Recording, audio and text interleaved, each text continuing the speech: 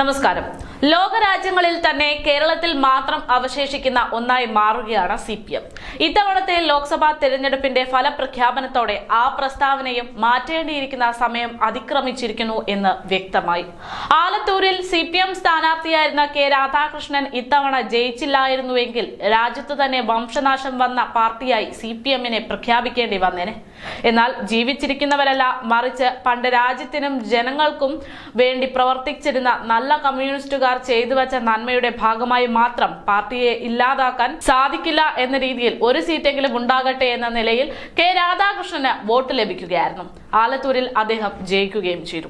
എന്നാൽ മറ്റേതെങ്കിലും മണ്ഡലത്തിൽ അതിശക്തനായ മറ്റേതെങ്കിലും CPM സ്ഥാനാർത്ഥി അല്ലെങ്കിൽ സഖാവ് ജയിക്കുന്നതിനേക്കാൾ തെരഞ്ഞെടുപ്പ് സമയത്ത് പ്രചാരണത്തിന് വേണ്ടി മാത്രം നടന്നിരുന്ന K രാധാകൃഷ്ണന്റെ ശ്രദ്ധക്കുറവ് കൊണ്ട് SC/ST വിഭാഗത്തിന് കേന്ദ്രത്തിൽ നിന്ന് ലഭിക്കേണ്ടുന്ന കോടിക്കണക്കിന് രൂപ നഷ്ടപ്പെട്ടിട്ട് പോലും അദ്ദേഹത്തിനൊപ്പം ജനങ്ങൾ നിന്നതെന്തിന് എന്ന് പറയുന്നത് ഇപ്പോഴും സംശയമാണ്. അത് അറിയാൻ വേണ്ടിയുള്ള തിരച്ചിലിലാണ് ഇപ്പോൾ പൊതുജനങ്ങൾ. എന്നാൽ മറ്റേതെങ്കിലും മണ്ഡലത്തിൽ അതിശക്തനായ ഏതെങ്കിലും സഖാവ് ജയിക്കുന്നതിനേക്കാൾ തെരഞ്ഞെടുപ്പ് സമയത്ത് പ്രചാരണത്തിന് വേണ്ടി മാത്രം നടന്നിരുന്ന K രാധാകൃഷ്ണന്റെ ശ്രദ്ധക്കുറവ് കൊണ്ട് SC/ST വിഭാഗത്തിന് കേന്ദ്രത്തിൽ നിന്ന് ലഭിക്കേണ്ടുന്ന കോടിക്കണക്കിന് രൂപ നഷ്ടപ്പെട്ടിരുന്നു. അത് നഷ്ടപ്പെട്ടിട്ട് പോലും എന്തിനാണ് ജനം അദ്ദേഹത്തിനൊപ്പം നിന്നത് എന്ന് പറയുകയാണെങ്കിൽ അതിൽ ഒരു അത്ഭുതം ഉണ്ട് എന്നതാണ് യാഥാർത്ഥ്യം. ഇവിടെയാണ് എന്തുകൊണ്ടാണ് K രാധാകൃഷ്ണൻ ജയിച്ചു എന്നത് ആഴത്തിൽ പരിശോധിക്കേണ്ടത്. അങ്ങനെ പരിശോധിച്ചാൽ അത് വ്യക്തമാക്കുന്നത് തമ്മിൽ ഭേദം തൊമ്മൻ എന്നത് തന്നെയാണ് എന്ന് ഒറ്റ വാക്കിൽ പറയാൻ സാധിക്കും. കാരണം ആലത്തൂരിൽ മത്സരിച്ചിരിക്കുന്നത് LDF സ്ഥാനാർത്ഥിയായിരുന്ന K രാധാകൃഷ്ണനും കോൺഗ്രസിന് വേണ്ടി രമ്യ ഹരിദാസും BJPക്ക് വേണ്ടി TN സരസുവുമായിരുന്നു. ഇവരെ വെച്ച് നോക്കുമ്പോൾ തമ്മിൽ ഭേദം രാധാകൃഷ്ണൻ എന്ന് മനസ്സിലാക്കിയിട്ടാകണം ജനങ്ങൾ അദ്ദേഹത്തിന് ഒപ്പം നിന്നത്. ഈ പ്രദേശത്തെ പ്രധാന തൊഴിൽ കൃഷി എന്നിരിക്കെ പാട്ടുപാടി നടന്നിട്ട് കൊണ്ട് കാര്യമൊന്നുമില്ല എന്ന് മനസ്സിലാക്കിയിട്ടാകണം ആ വോട്ട് CPM-ലേക്ക് ഒഴുകിയെത്തിയത്. എന്നാൽ ആലത്തൂരിലെ ജനങ്ങൾക്ക് മാത്രമേ തലയിൽ ആൾതാമസമുള്ളൂ എന്ന തരത്തിലാണ് ഇപ്പോൾ അന്തം കമ്മികൾ K രാധാകൃഷ്ണന്റെ വിജയം കൊണ്ടാടുന്നതെന്നതാണ് വിരോധാഭാസം.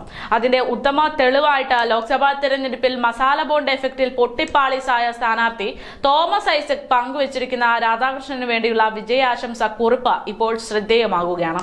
തോമസ് ഐസക് അത്തരത്തിൽ പങ്കുവച്ചിരിക്കുന്ന കുറിപ്പിൽ പറയുന്നത് ഇങ്ങനെയാണ്. അതായത് BJPയുടെ ഹിന്ദുത്വ രാഷ്ട്ര അജണ്ടയ്ക്ക് ഏറ്റ നിർണായകമായ തിരിച്ചടിയാണ് 2024 ലോക്സഭാ തെരഞ്ഞെടുപ്പ് എന്നത്.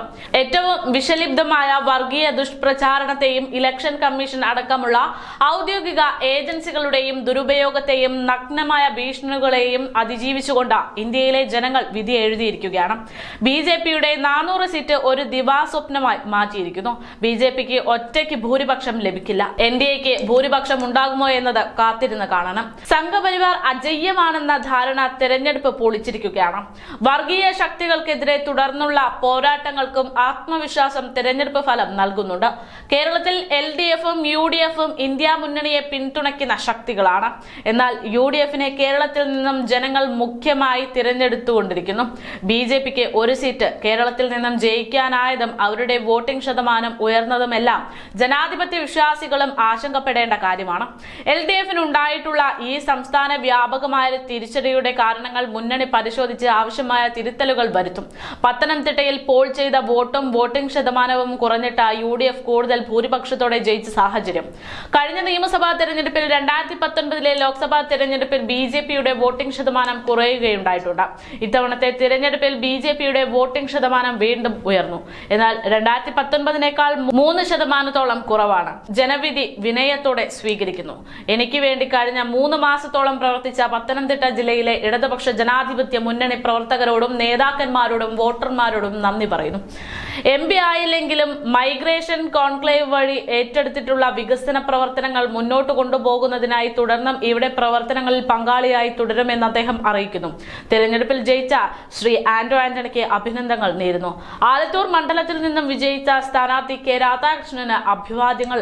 എന്നാൽ തോമസ് ഐസക്കിന്റെ ഈ നെടുനീളൻ കുറിപ്പുകൾക്ക് ജനം ഒറ്റ വാക്കിലാണ് മറുപടി നൽകിയിരിക്കുന്നത്. അധികം വാചകമടിയൊന്നും വേണ്ട. എതിരാളി രമ്യ ആയതുകൊണ്ട് മാത്രമാണ് K രാധാകൃഷ്ണന്റെ ജയം. അത്രയേ ഉള്ളൂ.